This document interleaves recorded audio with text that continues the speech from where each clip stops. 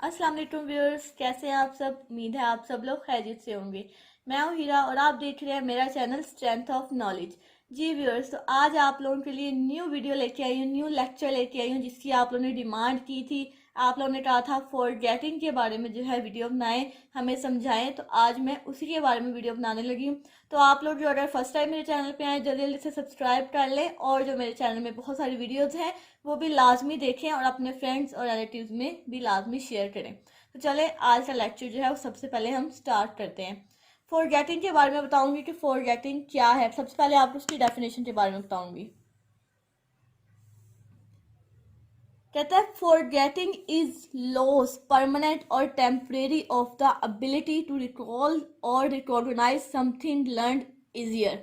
कहते हैं फॉरगेट क्या होता है, भूल जाना। लॉस हो जाना मतलब हमारी मेमोरी में से जो है उस बात का ख़त्म हो जाना, परमानेंटली हमेशा के लिए। टेम्परेरी वो मेमोरी होती है, बिल्कुल थोड़े अरसे के लिए होती है, वो भूल जाते हैं हम उसके बाद। Of the ability to recall और रिकॉग्नाइज समथिंग लर्न इजियर, कि हम जो चीज़ उसको दोहराएंगे भी तो हमें वो याद नहीं होगी, वो हम इजीली जो है वो भूल जाएंगे, वो फॉरगेट होगी हमारे माइंड से, तो वो हमें याद नहीं रहेगी। आई थिंक आप लोगों को समझ लग गई होगी। मेमोरी जो होता है वो हमारे माइंड में सेव करने के लिए होती है, कि हमारी मेमोरी जो है वो सेव हो गई है, और अगर हम उस चीज़ को यूज़ नहीं कर रहे हैं तो वो लॉस हो गई, वो भूल गए हम। फॉरगेट होता है भूल जाना, उस मेमोरी को ख़त्म हो जाना हमारे माइंड से। मेमोरी के बारे में भी मैंने वीडियो बनाई है, उसके बारे में अगर आप वीडियो देखना चाहते हैं तो आप मेरे चैनल में जाके जो है वो वीडियो देख सकते हैं। इजीली आपको मेमोरी के बारे में समझ आ जाएगी। मेमोरी की टाइप्स के बारे में भी मैंने वीडियो बनाई है, आपको वो भी समझ आ जाएगी। तो चलें, अब फॉरगेटिंग की जो है आपको मैंने डेफिनेशन बता दी है। अब मैं उसकी कॉजेज बताती हूँ कि क्या वजूहात होती हैं जो हम भूल जाते हैं। फॉरगेटिंग भी तो वजह होती है ना कि हम भूल गए हैं, क्या वजह है जिसकी वजह से हम भूल जाते हैं। सबसे पहले जो है वो है इंटरफेरेंस, किसी चीज़ की मुदाखलत हो जाना, किसी चीज़ का इंटरफेयर हो जाना चीज़ में, तो हम वो भूल जाए, तो सबसे पहली वजह है जो भूलने की वो है इंटरफेरेंस। उसके बाद जो है इंफॉर्मेशन इज़ नॉट यूज्ड, अगर हम इंफॉर्मेशन को इस्तेमाल ही नहीं कर रहे हैं, जो हमने मालूमात इकट्ठी की है, जमा की है, हम उसको इस्तेमाल नहीं कर रहे हैं, तो उससे भी हम जो है भूल जाएंगे। तो जाहिर सी बात है जो चीज़ हमारे इस्तेमाल में नहीं है तो हम भूल जाएंगे। जैसे कि अगर आपने कोई चीज़ अलमारी में रखी है या कहीं जगह रखी है, उसके बाद आप उसको इस्तेमाल में नहीं ला रहे हैं, महीना गुजर गया, 2 महीने 3 महीने, तो आप भूल जाएंगे कि वो चीज़ मैंने कहाँ रखी थी, क्योंकि वो इस्तेमाल में नहीं है। उसके बाद तीसरा जो है फैटीग या फिर इलनेस, बीमारी की हालत में, या आपकी तबीयत, मतलब जैसे कि आपकी तबीयत ख़राब है या आपका कोई और मसला है, आप परेशान हैं, डिप्रेशन में हैं, उसकी वजह से भी आप फॉरगेट हो सकता है, मतलब आप भूल सकते हैं।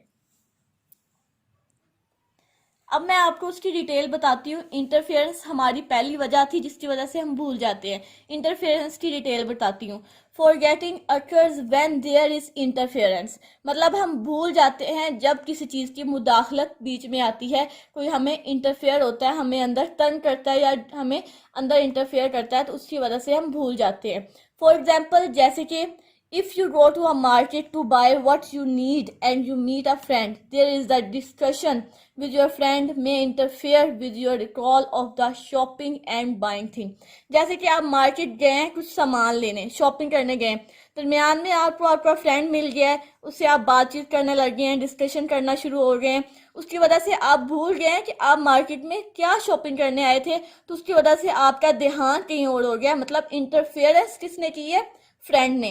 फ्रेंड जो है इसमें इंटरफेरेंस उसने की है, जिसकी वजह से आपका ध्यान हट गया है और आप भूल गए हैं कि आप शॉपिंग करने आए थे। मेरे ख्याल में आपको समझ लग गई है कि इंटरफेरेंस इसमें किस तरह हुई है। फ्रेंड ने जो है वो इंटरफेयर किया है बीच में, जिसकी वजह से सारी ये चीज़ का मसला बना है। ठीक है, आपको मेरे ख्याल में समझ लग गई होगी। अब दूसरे पॉइंट तरफ चलते हैं। इंफॉर्मेशन इज नॉट यूज्ड, कहता है when material is not used often is more likely to be forgotten. Forgetting occurs when information is not used. जैसे कि आपके पास जो भी आपने मटेरियल, जैसे कोई इंफॉर्मेशन है, वो आपने यूज़ नहीं की है, आपने उसको हासिल ज़रूर कर लिया, आपने आज वो चीज़ याद कर ली है, कल मैंने ये टेस्ट देना है, लेकिन आपने वो टेस्ट नहीं दिया है, वो टेस्ट महीने से आप नहीं दे रहे हैं, तो आप वो भूल जाएंगे। जाहिर सी बात है आपने उसका यूज़ नहीं किया है, तो आप जब यूज़ नहीं करेंगे तो वो इन्फॉर्मेशन आप भूल जाएंगे। तो फॉरगेटिंग की दूसरी वजह है इन्फॉर्मेशन इज़ नॉट यूज, तो ये वजह बन जाती है कि आप इस्तेमाल नहीं करेंगे तो उससे आप भूल जाएंगे। तीसरी वजह है फटीग और इलनेस। मैंने आपको पहले भी बताया था, अगर आप बीमार हैं, आपकी तबीयत ख़राब है और आप स्टडी कर रहे हैं, आप पढ़ रहे हैं, कोई इन्फॉर्मेशन ले रहे हैं, कुछ सीख रहे हैं, तो उसकी वजह से आप बीमार होने की वजह से आप वो इन्फॉर्मेशन यूज़ नहीं कर रहे हैं, तो उस हालत में आप भूल जाएंगे। If we learn something during fatigue, illness और स्लीप, वो ईजिली फॉरगेट दैट मटीरियल और स्किल।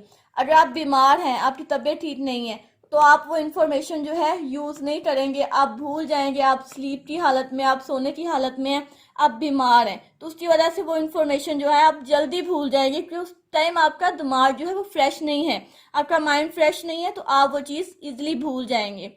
तो ये थी 3 कॉजेज थी फॉरगेट की। फॉरगेट मैंने आपको शुरू में बताया कि फॉरगेट होता है कि भूल जाना, आप उस चीज़ को याद नहीं रखेंगे, वो टेम्परेरी मेमोरी होती है, परमानेंट नहीं होती है।